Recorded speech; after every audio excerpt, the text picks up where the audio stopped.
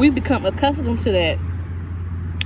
Sorry, I had an interruption in my last video, so this is part 2 of the message. Anyway, so with that being said, here we have, for our oracle message comes into play, we have, these names, child, I'm gonna try to pronounce this as best I can. This is Kali in Smashana form. So when she comes in Smashana form, she at this point, she fed up with your bullshit. She's just like, okay, I'm coming here to regulate. You know, I'm the law right now. I'm enforcing this. We breaking the chains of stagnation energy right now, and you at a standstill maybe in your life, and you might be kind of resistant a little bit. You know, you stubborn to this change that's happening in your life. You're not really going with the flow of things in life. And like I said in the message, you just want things instantly your way. It's either your way or the highway. So she's coming into your life and like, you know what? Patterns in your life that you thought was working for you, but you only end up with the same result. She's breaking them chains. You know, that's what she's doing. Also, I would love to read a little excerpt for you guys from the book. So here we go, and I'm also going to provide an invocation ritual that you can use to invoke her when in this Kali form when you need her aid. All right, so so this is a little bit about Kali in Smashana form. She shines her blessing of divine destruction, clearing a way which undermines your confidence and inhibits your activity of your life path.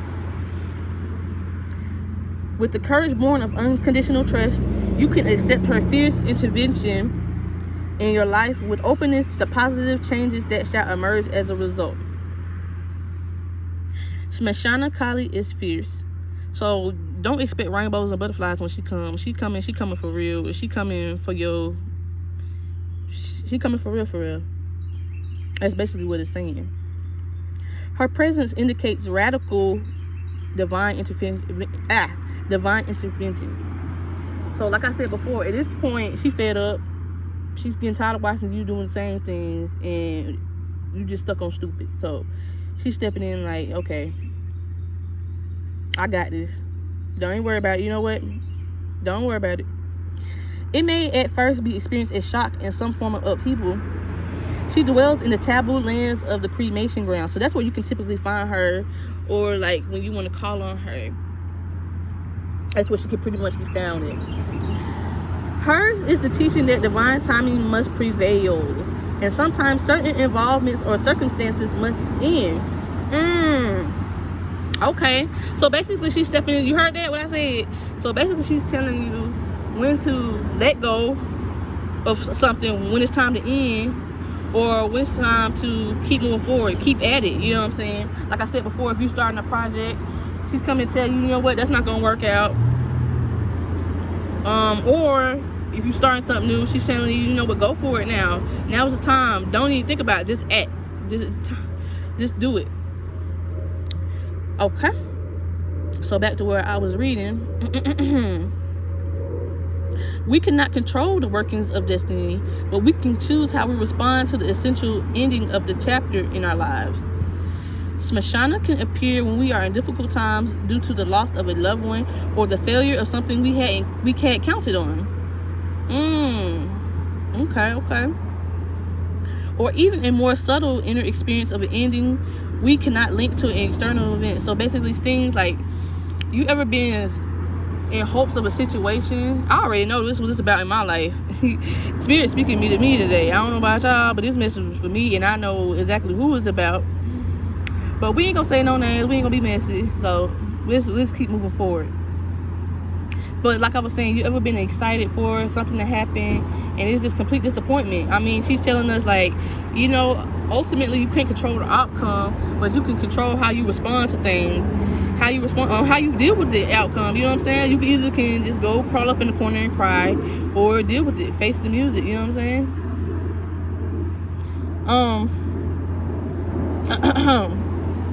Her presence is an indication that life as you know it will change radically. This can be a welcome release from difficult times and prolonged cycles of suffering. Smashana is not quiet and subdued in the cremation grounds. She is wild and vital. So she's necessary. That change is necessary. It's just like she can't take it no more. You, baby, you need this. This for you. Yes, I'm doing you a favor. That's what she's really saying. But anyways, she brings energy and aliveness to situations where there will otherwise be none. She brings about an end to stagnation that has been depleting your life force.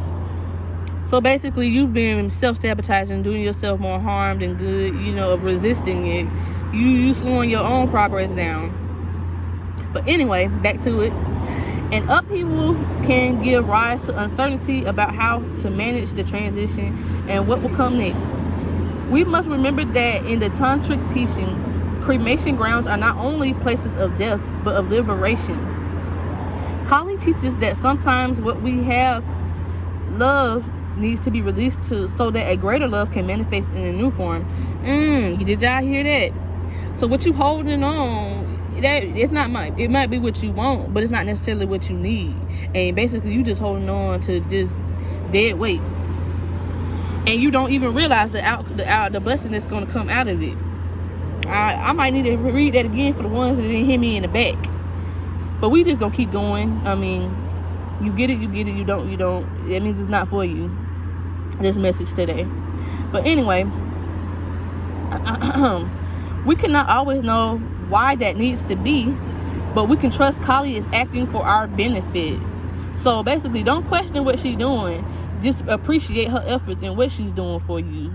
Because like I said before, you need it in this time. She's not coming just for her own health. She's coming because you need this at this moment. So just trust the process. We may have a fear around letting go, just as many beings fear the ultimate act of letting go, the release of the body into death itself. Kali is not a goddess of actual death. She is the goddess of the spiritual and symbolic death of the ego. Her presence is about endings that lead to beginnings. Her presence is not about death, but transformation. She not only brings to an end that which obstructs our spiritual fruition, she also manifests the path from release to re-emergence. Dwelling in the lands of the dead, she is the sacred feminine chariot that carries the soul beyond the threshold of one life cycle or chapter into the next. If you know you have come to the end of the road in some significant way and are awaiting clarity on how to access the threshold toward whatever is next, her presence will make sure that the path is known to you. Her appearance is the portent of powerful change, although we might not welcome it at first. So see, there we go being stubborn again. But just know, we can know that because it is initiated by her wild wisdom and divine love are its underlying purpose. As we move with the changes taking place within and likely also around us, we will eventually recognize the blessings that have transformed our lives for the better. So like I said before, I'm going to post the invocation ritual that you can use to call her. So you need to take a moment, you connect with your heart. This is what you're going to do when you call on her in this form. You're gonna picture yourself. Well, no, you're going to not picture yourself. You're gonna bow your head and to your hands in prayer, and you're gonna imagine that you are bowing before her divine will. So sometimes it can involve laying your entire body face down on the floor, forehead to the ground, completely surrendered to her. So basically, you just leave all inhibitions behind, and you just let her take over. You don't come with any preconceived thoughts or anything or judgments. You just let her do her, because that's what she's here for. So yeah, you're gonna do what feels authentic and sacred for you at this moment. Then after that, you're gonna be seated, or you can stand, but while you're doing so, you're gonna raise your hands, palms open, facing upward, as if offering all your attachments to her. So, and she knows if you're sincere about this as well. She knows which to accept and which to sever at this time. Do so with trust in your heart. Like I said, just trust the process. You have completed your ritual of invocation. So that's it to it, guys. But I will definitely post it for you guys in the comments. So you just check it out. And I mean, if you ever need it, call on her in this time. If you haven't, like, if you're iffy about this change, you need clarity on it, I mean, she's here. Because it's coming regardless. So just try not to put up such a fight or just be disappointed in the end of what comes about. Because sometimes life has a way of surprising us, and this is what we need ultimately in the end. But yeah, guys, make sure you focus on your self-care again. You know, today is Friday, Venus Day. Focus on love, fertility, and self-care. So make sure you guys stay protected during this retrograde right now. Mercury comes out of retrograde June the 3rd, I believe. So yeah, just up on your protection rituals or whatnot, because I know this could be a period of difficulty for some folks, because communication gets lost in the process. You know, technology it just going haywire. Everything seems to go wrong. It seems to be more conflict because due to miscommunication around through this time. And y'all gotta be careful on some of these lovers that be popping up, past lovers, or they can come from different lifetimes around this time, or enemies during a Mercury retrograde. So just be cautious of that as well. Just keep yourself protected out here. But yeah, once again, thank you guys for tuning in to Goddess Untethered, and I hope you guys take in today's message, and we are out.